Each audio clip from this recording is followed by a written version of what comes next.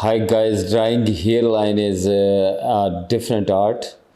and I call it the signature of the surgeon who is doing hair transplant surgery, because drawing hairline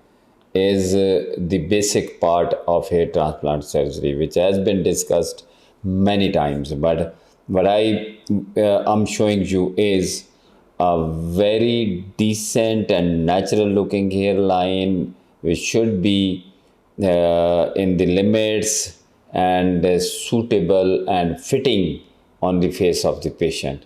And you see at the end of when I will finish the drawing of hairline, you will see that it is actually fitting in the face of the patient. Then after and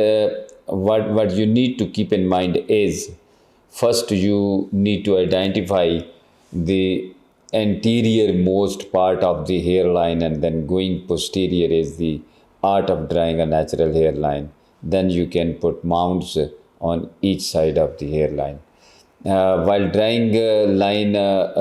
for the strip harvesting on back of the head, you need to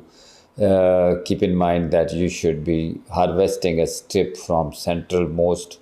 area on back of the head, which is considered to be permanent at any age, like at the age of 80 or